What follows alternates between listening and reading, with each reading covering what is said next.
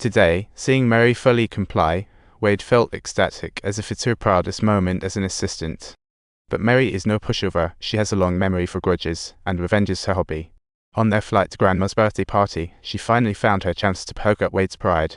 Mary ruthlessly teased Wade's family background and demanded he move in post-marriage, no refusal. In the face of Mary's snark, Wade remained unfazed. After 3 years as her assistant, she knew Mary too well, while Mary was quietly worrying. She was racking her brain on how to deal with Wade's poor relatives, hoping to dodge them as much as possible.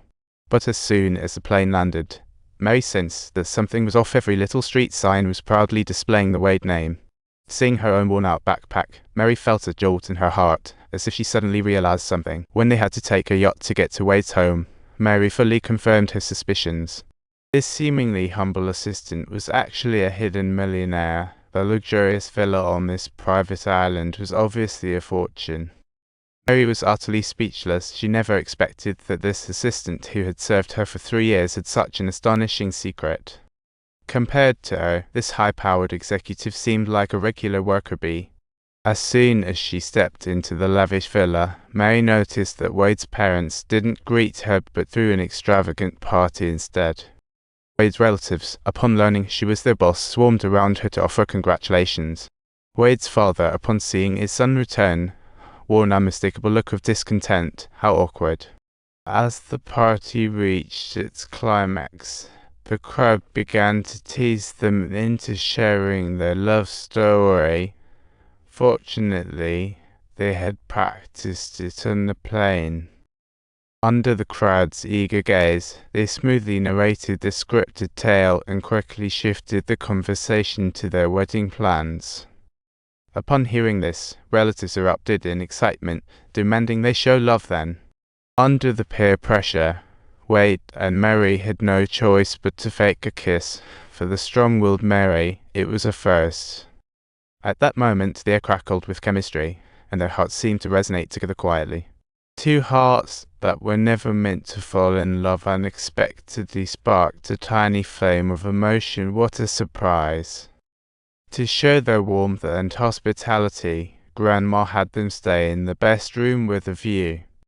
Grandma gingerly presented a cherished heirloom quilt, meaningfully saying, "Be careful tonight, my dear." Before leaving, Grandma made a knowing gesture as if to convey some hidden wisdom. What she didn't know was there were no real feelings between Wade and Mary. They naturally slept separately. Wade gentlemanly opted to sleep on the floor, leaving the super comfy bed for Mary. But Mary couldn't sleep on the soft bed, tossing and turning, seemingly replaying that sweet kiss in her mind. Wade was restless too, struggling to sleep as the first rays of morning light slowly broke through. A brand new day quietly dawned, and Mary, lost in sleep, was suddenly jolted awake by a ringing phone. Terrified of waking the still snoozing Wade, she hastily threw on a robe and rushed outside, forgetting to shut the door, and the little dog followed her out. Deep in her phone call, Mary was shocked when an eagle swooped down and snatched her little dog. She was in pure panic. She instinctively tossed the phone away, saving the dog in time, but the eagle turned and snatched her phone before she could get back inside. In a state of complete panic, Mary's mind turned blank, and she, astonishingly, held up the puppy, babbling incoherently at the eagle. Wade saw Mary's nonsense, thought she was asleep. The eagle stealing her phone was absurd. "Hey, it's okay. We can go buy a new one in town tomorrow," he reassured. Subtitles. Spotting Grandma and Mum looking over in their direction, Wade immediately pulled Mary into his arms without delay to pretend to be a loving couple and avoid exposing the truth of their fake romance. But Wade was feeling mischievous too, teasing Mary just a little, making her burst into laughter. Soon after, Dad called Wade over, looking guilty, and apologized for the argument 3 years ago. He extended his hand hoping for a reconciliation, warming Wade's heart. But just 3 seconds later, his words put the chill on the mood.